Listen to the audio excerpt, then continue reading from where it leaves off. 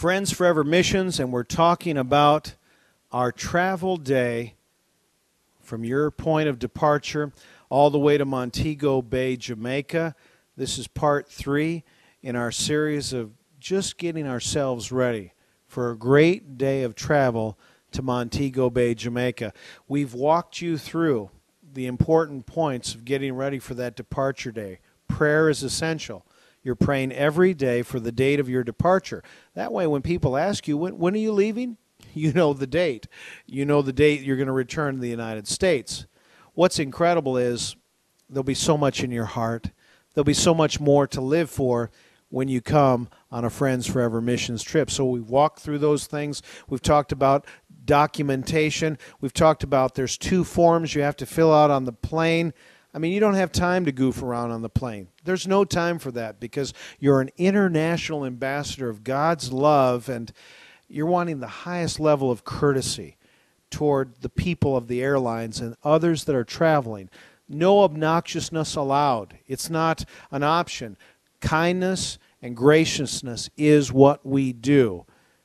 I've seen wonderful conversations occur between many leaders and young people on the Friends Forever Missions trips with people that don't even know what a missions trip is, and being able to share with them the joy that you have of taking the gospel of Christ to little boys and little girls that don't have a father.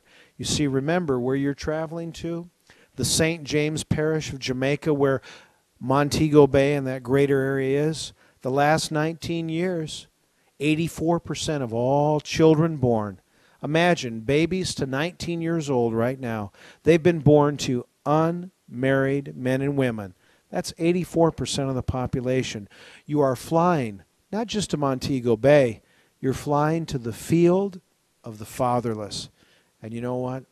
God the Father, His love in you is going to make a great difference. That's why I'm so glad you're watching this preparation sessions that we're having here, that you can walk through the first, the second, and now the third segment. We're picking up from our second segment of where we left off, of walking through the customs declaration line. It's important that you not talk.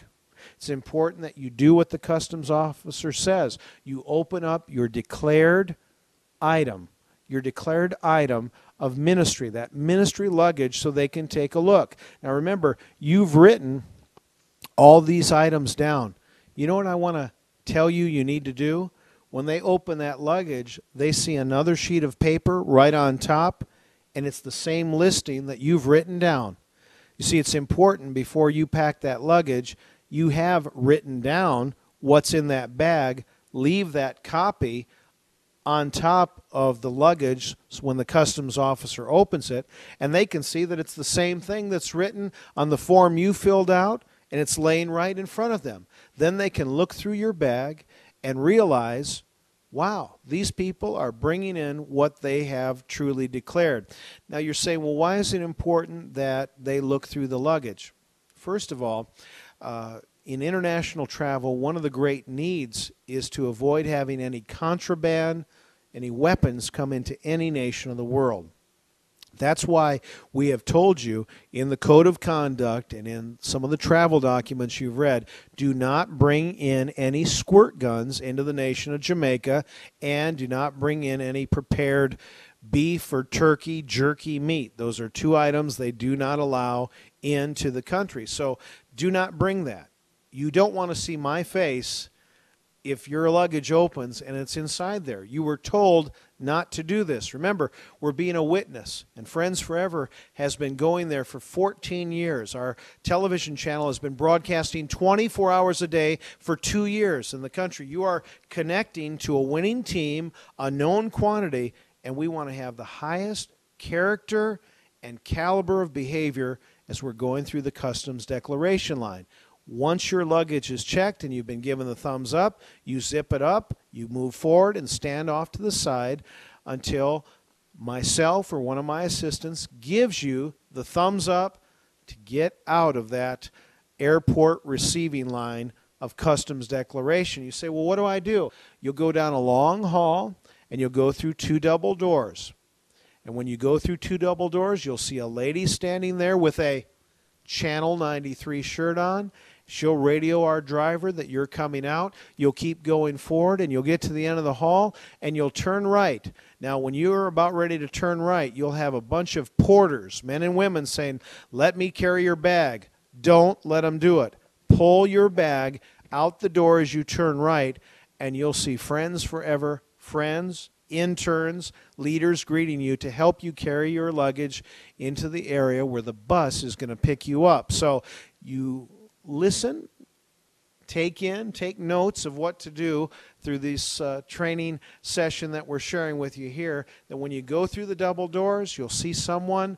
Sandy is one of the helpers with Reed Travel Services, just to radio and say you're coming out, greet you. You keep going forward, and you come to the end of the hall. Porters will ask to carry your bag. Say, "No, thank you." Turn right, go out the door. Someone will be there to help you carry your bags and take it to our beautiful coach or coaster bus to get you ready to travel. That really is the essence of where some of the specific details are dealt with in getting through the airport on your departure day and entry into Montego Bay, Jamaica. Once we get those luggages and carry-ons outside, our bus will pick us up.